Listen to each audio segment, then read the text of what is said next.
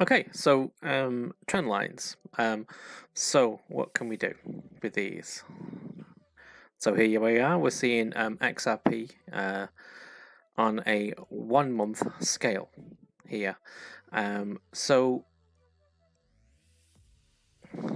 yeah. So here we go with the first thing. So what does a trend line do for us? Well, a trend line actually gives us an indication of when things are going to break and when things are going to go from, let's say you're in an up on a down, or it'll go to a down situation. So the first thing we need to do though, before we do that, is determine which way we are at the moment. Are we in an uptrend or are we in a downtrend? So this is XRP from day one, and the way that we're going to do this is we're going to look at see where things have bunched up, and we're going to call it a low or a high, or a lower low or a lower high.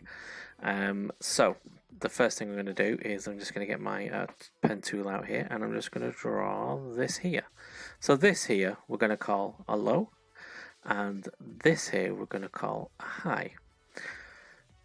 Then we follow the candles down until they change, so from red to green, and this here you could say is a low, but when you look at it, it's actually lower than the last low, which was here, so we call this a lower low. Now what we do then is we just follow it on again, so we keep on going and keep on going and keep on going until we find this change here. So this is where our next kind of change happens, and this is a high, but this is lower than the last high that we had, which was this one here. So this is a lower high. So when we get a lower low and a lower high, that tells us that we are in a downtrend. So we keep on going and we hit this one here, which is high. It is a higher low because this is higher than the last low. Okay, so we just keep on going. To go from a downtrend to an uptrend, you need both of these to be on a higher high and a higher low. So you need both higher high and higher low. It's no good if you just have a lower high and a higher low.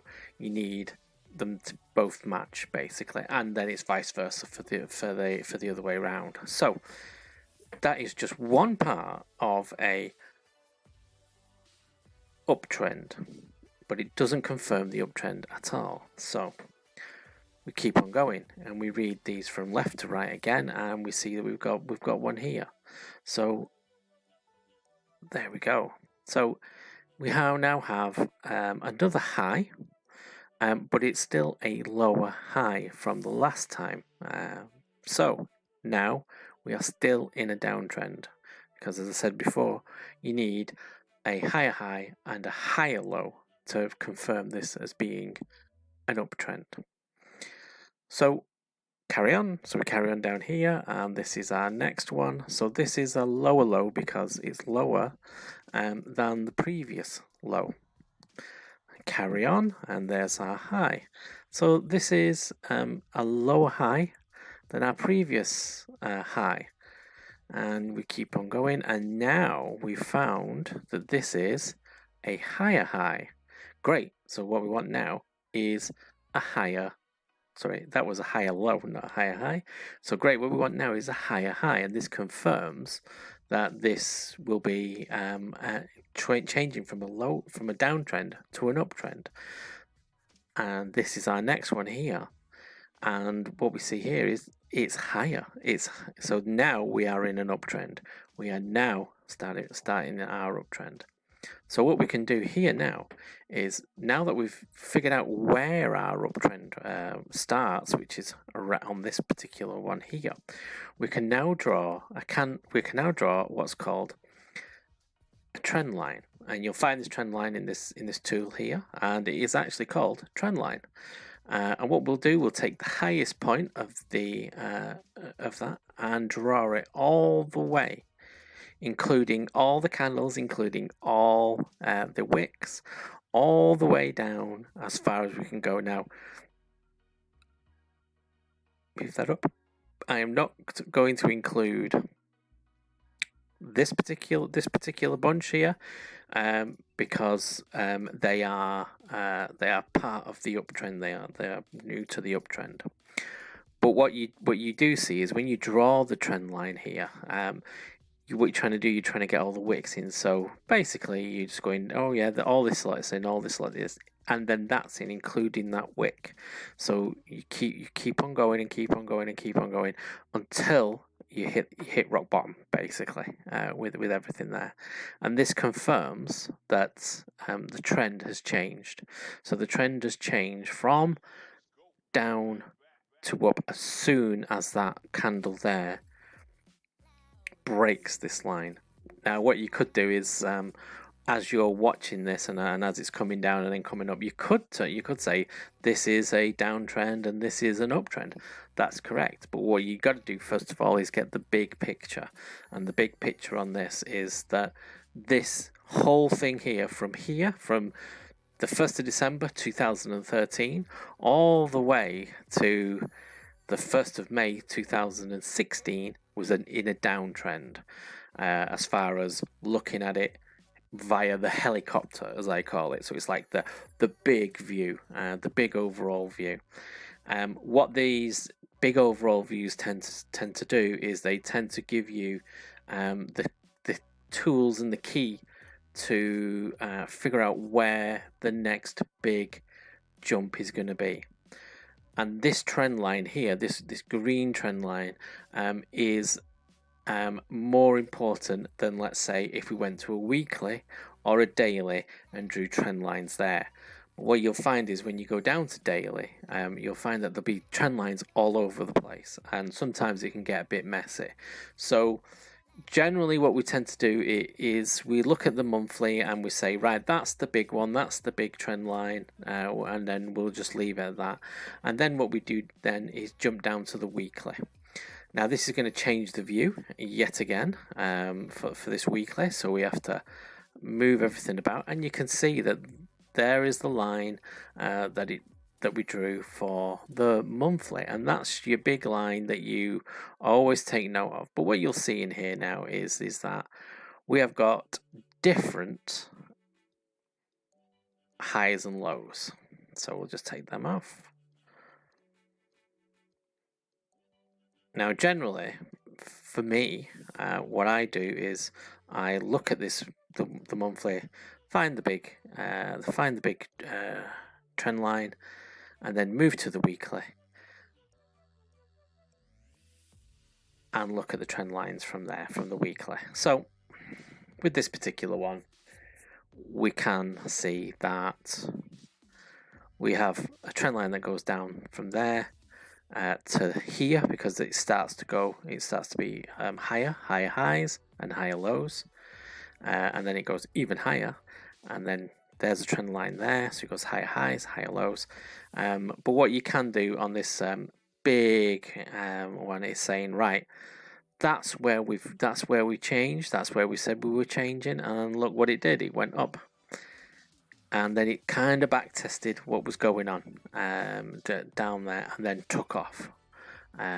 So what we do is we then say, right, well there's the line, there's our change. So what we'll do, we'll take let's get to the right one. We'll take the circle and we'll just mark it. We'll mark that circle there. That's where we changed, and then we go down to the daily. And then move everything about again, and we've got to look for that circle that we just drew, which was here, and this tells us where the change happened again. So what a lot of people say is that once it does break this this line, that's when to buy. That is when you need to hold. So let's see what happened here on the daily. So as you can see, it went up, it came down, and went up and came down. So you could, if you're good enough, is to get in there, get that, and then get the down on a sell, and then get that on a buy and then get that on a sell. You could do that if you wanted to, but if you want to keep it, pretty good and pretty accurate, the best place is to sell, is to buy here. So what we'll do, we'll mark that. We'll say that's the best place that we wanted to buy, and we've just done it just after, and that's where we're going to buy. So as you can see, it went up and up and up and up, and then came down, down, down, down, and down, and then hit around about here. So what you can say there is that if you were in a leverage trade, you probably wouldn't want to be in something like that, especially over those amount of days. You probably wouldn't want to be in it.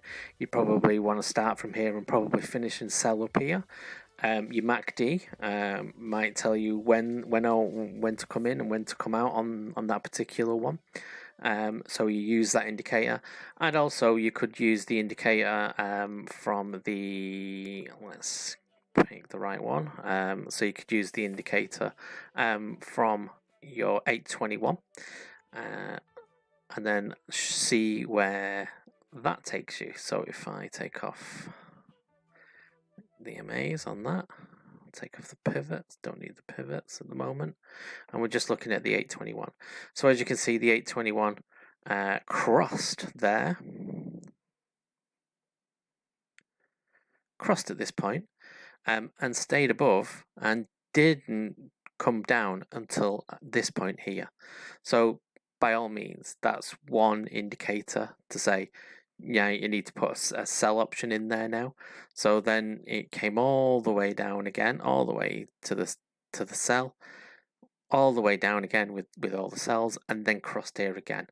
And this is where it's telling you to buy. So, and as you can see from here, you buyed and buyed and buyed, and then it went right up. Never crossed at all until it got to there. Never crossed. Now, that's XRP. That's what happened on the daily. If you'd bought it there and kept it and held it, you were looking at some sizable gains there. But that is just one of those things that you could use. So if I put in the MACD, for instance, let's look at the MACD, see what that's saying at this point in time. So when we look at where it crossed again, the MACD was telling us, wow, yeah, bring it in. So yeah, so the MACD was telling us it crossed as well there, the MACD, and as you can see, it went up and carried on up, and then crossed there to say there was going to be a little bit of down. So as you can see, the MACD kind of tells you when to stop a little bit earlier. But if you carry on, it then tells you to come back in there, which is, let's have a look, it's on this candle here. So, you could use the MACD for guiding you as well on that particular one. But the 821 usually tells you that, if as long as this doesn't cross, as long as the 8 and the 21 don't cross, then you're going to be okay, and to carry on with that. There's multiple things, multiple things that you could do. You could look at other charts, you could look at other coins, you could look at other things to see if this goes out. So something called what we call back testing. So you could look at history and see if that repeats itself, and I'll guarantee you that it does. It does repeat itself, because this is the way that TA is set up. TA is set up as a mathematical thing, and it does all these things to help you with it. So have a look at that, see what you think, and if there's any questions on that that you would like to like to be known, then just drop us some kind of message, and we can sort it out from there.